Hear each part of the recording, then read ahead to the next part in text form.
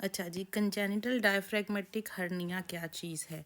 ये बेसिकली एक developmental defect है डायफ्राम में, जिसमें इन्वॉल्व होता है protrusion of abdominal organs into the thorax. इसके की फीचर्स क्या हैं? इसके की फीचर्स जो हैं वो ये है कि इसमें अंडर डेवलपमेंट ऑफ लंग्स होती है, that is pulmonary हाइपोप्लेशिया and abnormal development of pulmonary vasculature leading to persistent pulmonary hypertension of the newborn as a direct consequence of gut herniation leading to lung compression, results in difficulties with oxygenation and ventilation. Etiology क्या है और associated condition?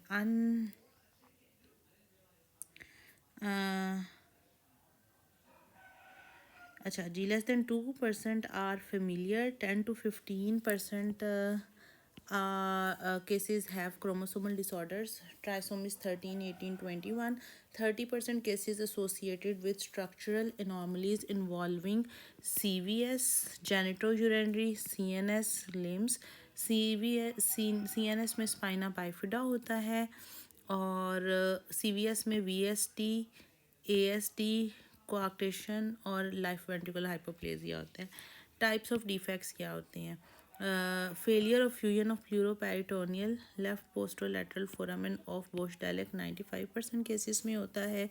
Left sided पे most common होता है, right side least common होती है। ठीक है, बायलैटरल रेयर होता है।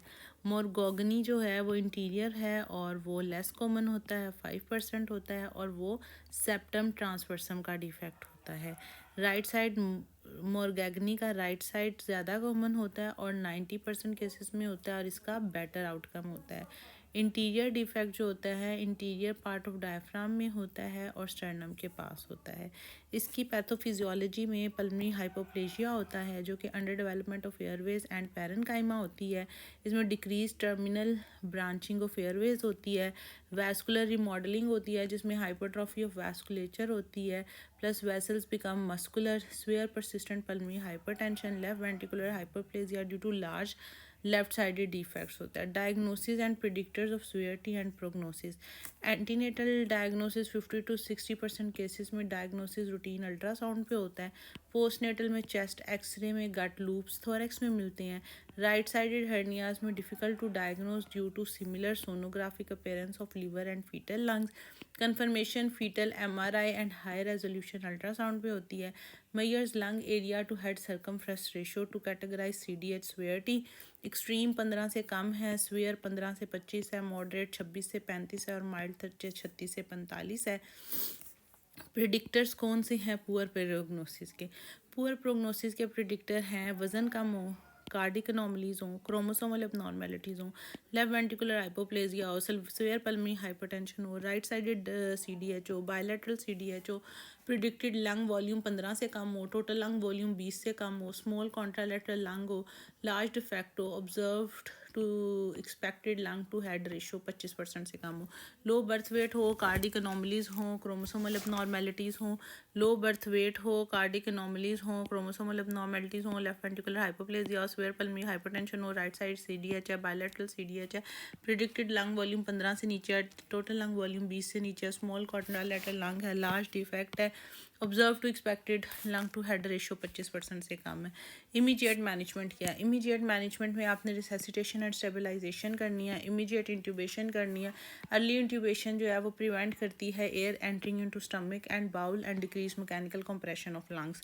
मॉनिटरिंग में आपने क्या करना है? इमीडिएट मैनेजमेंट में आपने रिसेसिटेशन स्टेबलाइजेशन करनी है, इमीडिएट इंट्यूबेशन करनी होती है। अर्ली इंट्यूबेशन से एयर एंट्रिंग स्टमक और बाउल में कम होती है और मैकेनिकल कंप्रेशन के चांसेस कम होते हैं।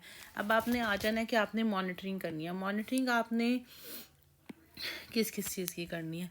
आपने मॉनिटरिंग करनी है preductal SpO2 right arm, postductal SpO2 left arm.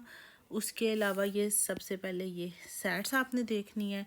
दूसरे नंबर पे आपने इन्वेसिव ब्लड प्रेशर और हार्ट रेट की भी मॉनिटरिंग करनी है। तीसरे नंबर पे आपने NG डालनी है और फ्रीक्वेंट कॉन्टीन्यूस सक्शन करनी है और स्टमक डीकम्प्रेस करना है और थोरेसिक प्रेशर को रिलीव करना है। चौथे नंबर पे आपने क्या करना है? आपने आईवी एक्सेस लेनी है और आप अम्बलाइकल वेन भी यूज़ कर सकते हो। 5वें नंबर पे आपने उसको ट्रांसफ़र टू द आईसीयू करना है। 6ठे नंबर पे जो है आपने आईसीयू में जो 5वें नंबर पे किया वो मॉनिटरिंग और ऑप्टिमाइजेशन के लिए किया। 6ठे नंबर पे आपने मैकेनिकल वेंटिलेशन करनी है, लंग प्रोटेक्टिव वेंटिलेशन करनी है और परमिसिव हाइपरकैप्निया करना है।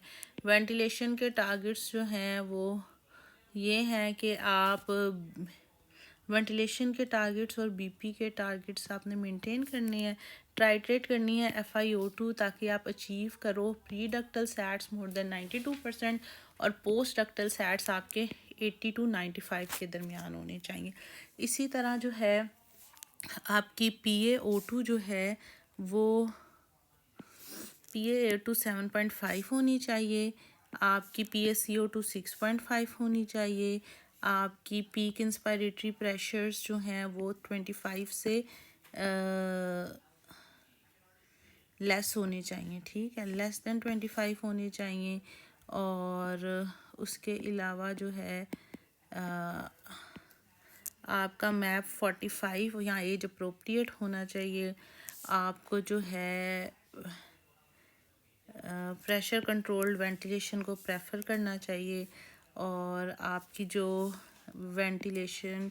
वेंटिलेटर्स की सेटिंग्स हैं वो आपकी स्पेशल होनी चाहिए।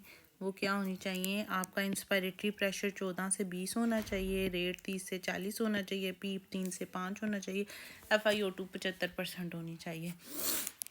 High flow oxygen ventilation rescue therapy when high flow oxygen required large pre and post ductal sats difference or hypercapnia with high peak inspiratory pressure। आपने हाई फ्लो ऑसिलेटरी वेंटिलेशन से rescue therapy करनी है जब high FiO2 हो और आपकी large pre and post ductal sats हों और या फिर आपका हाइपर कैप्निया हो। इन्वेस्टिगेशंस आपने कौन कौन सी करनी है? इन्वेस्टिगेशंस में आपने एको करनी है कितनी देर में? 24 घंटों के अंदर। एको जो होती है वो देखने के लिए होती है कि एक्सटेंड क्या पल्मोनरी हाइपरटेंशन का और डिटेक्ट करना है कि स्ट्रक्चरल या फंक्शनल कार्डिक डिफेक्ट क्या है। Cranial and renal ultrasound to detect associated CNS and genitourinary anomalies। Pulmonary hypertension in CDH assessed on echo within 24 hours, high pulmonary vascular resistance, right ventricular pressure over high pulmonary vascular resistance, right ventricular pressure बढ़ता है, overload होता है और right to left shunting होती है। Treatment goals क्या है? Treatment के गोल ये हैं कि सबसे पहले आप रिड्यूस करो PVR और राइट उसको वेंट्रिकुलर प्रेशर्स को। आप रिड्यूस कैसे करते हो? आप पल्मोनरी वेजोडाइलेटर्स देते हो। कौन कौन से पल्मोनरी वेजोडाइलेटर्स दे सकते हो? आप नाइट्रिक ऑक्साइड दे सकते हो, सल्डेनाफिल दे सकते हो, प्रोस्टाग्लैंडिन्स दे सकते हो, ठीक है। उसके अलावा जो है आप एडिशनल थेरेपीज़ करते हो। सबसे पहली जो है आपकी मिलरिनोन होती है। मिलरिनोन क्या करती है? इम्प्रूव करती है राइट वेंट्रिकुलर की कॉन्ट्रैक्टिलिटी को। फिर आप नोरेपिनेफ्रीन और एपिनेफ्रीन देते हो SVR को मेंटेन करने के लिए और उसके बाद फ्लूइड पॉलिसीज देते हो। उसके अलावा जो है आप सीरियल एकोस करते हो ताकि आप गाइड कर सको रिस्पॉन्स को और हीमोडायनेमिक चेंजेस को। उसके अलावा जो है आपने सेडेशन दे के रखनी होती है ताकि आप इफेक्टिव वेंटिलेशन और कर दे सको और पल्मोनरी वैस्कुलर रेजिस्टेंस को कम रख सको। फॉर्मल रेफरेंस करने होते हैं। Neonatal genetic surgical referrals should be requested in advance. अच्छा जी, जो इसका रिपेयर है वो सर्जिकल इमरजेंसी नहीं है। ये हीमोडायनामिक और ventilatory stability must be achieve prior to surgical repair. इसमें दो ऑप्शंस हैं, ओपन रिपेयर हो सकता है और थोरैकोस्कोपिक रिपेयर हो सकता है। ओपन रिपेयर में आप सब कोस्टल इंसिजन देते हो और फॉर लार्ज डिफेक्ट्स और चैलेंजिंग वेंटिलेशन आप ये करते हो और आपको हाई फ्लो ऑक्सीजन वेंटिलेशन चाहिए होती है इसके अंदर। जो आपकी थोरैकोस्कोपिक रिपेयर होता है वो लैटरल डिकोबिटस पोजीशन पे होता है, कार्बन डाइऑक्साइड इंसफलेशन के साथ होता है, लेस वेयर केसेस में होता है और carbon dioxide insufflation can worsen pulmonary hypertension and is challenging and less painful. Once the organs are reduced, defect is repaired with primary closure और patch closure for large defects. अब इसमें pre operative assessment और request क्या होती हैं। इसमें सबसे पहले careful assessment are the key to anesthetic management of CDH and should include the following। सबसे पहले इसमें assessment चाहिए, एंटीनेटल हिस्ट्री चाहिए, बर्थ हिस्ट्री चाहिए, pressure of other congenital anomalies चाहिए, कोई कार्डिक रीनल न्यूरोलॉजिकल या मस्कुलोस्केलेटल प्रॉब्लम तो नहीं है, कार्डियोवास्कुलर स्टेटस जो है उसके करंटली ट्रेंड्स क्या हैं बर्थ से, डोज और ट्रेंड ऑफ आइनोट्रॉप्स, वेजोप्रेसर्स और पल्मोनरी वेजोडायलेटर्स क्या हैं, serial echo results and evidence of improving pulmonary hypertension, haemoglobin and platelet की वैल्यूज़ क्या हैं, क्लॉटिंग के ट्रेंड्स क्या हैं, मीन आर्टीरियल प्रेशर क्या है, वेंटिलेटरी स्टेबिलिटी एंड ट्रेंड्स हिंसबर्थ क्या जा रहे हैं, size and length of tube क्या है, डिफ़िकल्ट इंट्यूबेशन की हिस्ट्री क्या है, नीड फॉर हाई फ्लो ऑक्सीजेशन या एक्मो की ज़रूरत तो नहीं है, गैस एक्सचेंज एबीजीज चेक करनी है, करंट वेंटिलेटरी सेटिंग्स देखनी है, pre and post ductal sats देखनी है, न्यूमोथोरेसिस प्रीमेच्योर लंग्स देखनी है। अब आपका फ्लूइड स्टेटस आ जाता है। फ्लूइड स्टेटस के अंदर आपने urine output, glucose, ongoing diuresis, renal function और इलेक्ट्रोलाइट्स देखने हैं, सेडेशन और मसल रिलैक्सेशन देखनी है। उसके अंदर आपने करंट सेडेशन क्या चल रही है, मसल उसकी रिलैक्सेशन की रिक्वायरमेंट है या नहीं फैसिलिटेट वेंटिलेशन करने के लिए। उसके अलावा आपने वास्कुलर एक्सेस देखनी है, प्री डक्टल आर्टलाइन है, पोस्ट डक्टल है, सेंट्रल एक्सेस है, आईवी कैनुला साइट है, या फिर सारी एक्सेसेस वर्किंग का है या नहीं है। दूसरी इन्वेस्टिगेशंस में आपने रीनल और कनेनियल अल्ट्रासाउंड्स करनी है इसकी। अच्छा, अब आपका आ जाता है प्री ऑप रिक्वेस्ट। आप क्या क्या करते हो। आपने प्री ऑप जो है ब्लड प्रोडक्ट्स क्रॉस मैच और अवेलेबल, HB 10 से ऊपर, क्लॉटिंग प्रोफाइल करेक्टेड, एको 24 आवर्स के में विद इन सर्जरी लेनी है, चेस्ट एक्सरे कराना है, ड्रग इन्फ्लुएंस में आपने उसके आइनोडायलेटर्स, आइनोट्रोप सेडेशंस फॉर ट्रांसपोर्ट ऑफ करना है। अच्छा, क्लिनिकल पैरामीटर्स जो डिटरमिन करते हैं fitness for the CDH। Clinical parameters में जो आपके चाहिए होते हैं, सैट्स 92 से ज़्यादा होना चाहिए, FiO 2.5 से कम होना चाहिए, मैप 45 से ऊपर होना चाहिए, पल्मी आर्टरी प्रेशर जो है सिस्टमिक प्रेशर से 2/3%, 2/3 ऑफ सिस्टमिक प्रेशर होना चाहिए, echo within 24 hours of treatment with good right ventricular function होनी चाहिए, वीनिंग आइनोट्रोप डोजेज होनी चाहिए, 10 ppm से नीचे होनी चाहिए, up to date chest x-ray होना चाहिए, लैक्टेट 3 मिलीमोल से कम होना चाहिए, आउटपुट 1 मिलीमोल से ज़्यादा होना चाहिए, HB 10 ग्राम से ज़्यादा होनी चाहिए। यहाँ पे ना आपकी आइनोट्रोप की डोजेज आपको पता होनी चाहिए। आइनोट्रोप की डोजेज जो हैं उनके अंदर आपने देख लेना कि क्या क्या होती हैं। अच्छा जी, careful transfer from ICU to OR with emergency equipment and drugs available. अच्छा, इंडक्शन विद CO और TIVA propofol both causes hypotension and decrease preload, vasopressor need to maintain SVR baby to prevent harmful on induction। Intraoperative aims and considerations। Intraoperative aims और considerations में clear and continuous communication होना चाहिए between surgeon and anaesthesiologist, informing surgeon of any haemodynamic instability और inform anaesthetist of operative progress and any unplanned event. Induction जो है वो आपने उसमें चैलेंजिंग होती है। इंट्रा ऑफ वेंटिलेशन हाइपोप्लास्टिक, इसमें वेंटिलेशन चैलेंजिंग होती है। इंट्रा ऑफ इंडक्शन जो है वो तो आपने CO के साथ कर लेनी है। इंडक्शन विद CO और TIVA propofol both causes hypotension and decreased preload. Vasopressors need to be maintain SVR और to prevent hemodynamic instability। तो इसकी इंडक्शन चैलेंजिंग होती है, उसमें आपका प्रीलोड जो होता है वो कम हो जाता है, पेशेंट हाइपोटेंशन में जाता है, आपको वेजोप्रेसर्स चाहिए होते हैं ताकि आप SVR मेंटेन रख सको।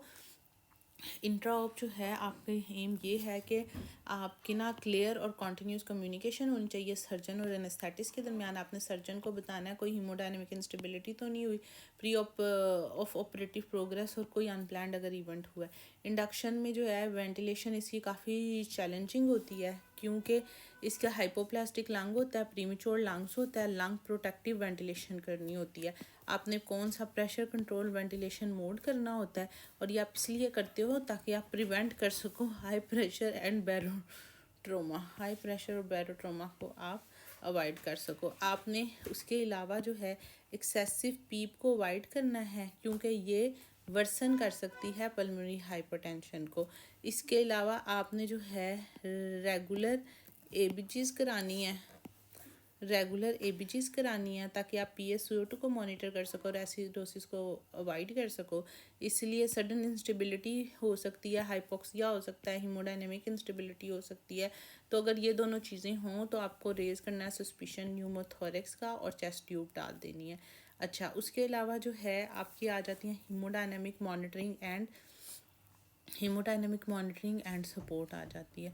अच्छा, आपने कंटिन्यू करना है ICU में हीमोडायनेमिक सपोर्ट को, मेंटेन करना है मिलरिनोन को, वेजोप्रेसर को, आइनोट्रोप्स को, मॉनिटर करना है राइट वेंट्रिकुलर फंक्शन को, अवॉइड करनी है worsening of pulmonary hypertension by avoiding hypoxaemia, hypercapnia, acidosis, hypothermia, pain and insufficient anaesthesia. Hypoxaemia, hypercapnia, acidosis, hypothermia, pain and insufficient anaesthesia.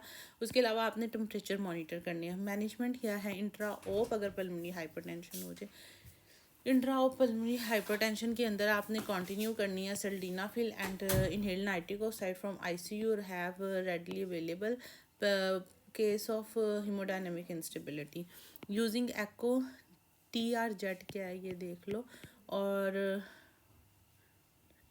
Ductus arteriosus का शंट टू मॉनिटर पर using echo या फिर jet ductus arteriosus shunt to monitor pulmonary hypertension.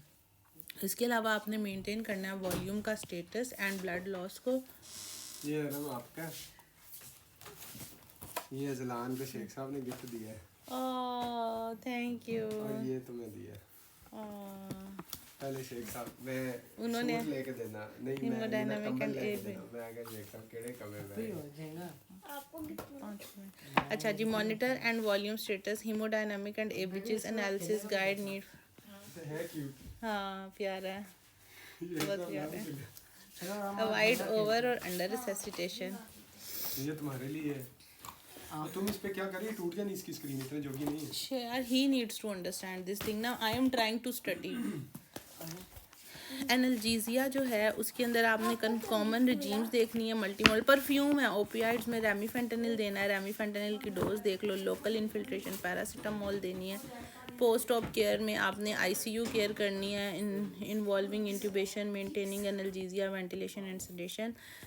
Haemodynamic आपने जो है monitor करनी होती है, रिवॉर्मिंग करनी है, monitor for post op complication. कोई ब्लीडिंग तो नहीं है, कोई न्यूमोथोरेक्स तो नहीं है, कोई सेप्सिस तो नहीं है, कोई वैप लाइंस या SSI क्या है ये देख लो। Persistent of pulmonary hypertension, chylothorax, respiratory failure needing high flow oxidation ventilation, adequate analgesia. Investigation में chest X-ray, echo to guide inodilator, pulmonary vessel dilator, therapy, nutrition via TPN, enteral feed to be guided by surgeon. Short term complications हो सकती हैं और long term complications हो सकती हैं। Short term complications के अंदर respiratory, pneumothorax, chylothorax, pleural effusion, atelectasis, cardiovascular bleeding, persistence of postpartum पता नहीं PPHN हो सकता है, right ventricular failure, post pulmonary hypertension पता नहीं ये क्या चीज़ है। ये देखो, इन्फेक्टिव रेस्पिरेटरी इन्फेक्शन हो सकता है, यूरिनरी इन्फेक्शन हो सकता है, लाइन इन्फेक्शन हो सकता है, इन्फेक्टेड पैच हो सकता है, इन्फेक्टेड वुंड हो सकता है, सर्जरी स्पेसिफिक हर्निया रिकरेंस हो सकता है। लॉन्ग टर्म में रेस्पिरेटरी में हो सकता है, GI में हो सकता है, न्यूरोलॉजिकल हो सकता है, मस्कुलोस्केलेटल। रेस्पिरेटरी में रिकरेंट रेस्पिरेटरी ट्रैक इन्फेक्शन हो सकते हैं, चेस्ट वॉल एबनॉर्मेलिटी हो सकती है, रिफ्लक्स हो सकता है, फेलियर टू थ्राइव हो सकता है, हेयरिंग लॉस हो सकता है, इंटेलेक्चुअल इम्पेयरमेंट हो सकता है, लैटरल स्कोलियोसिस हो सकता है।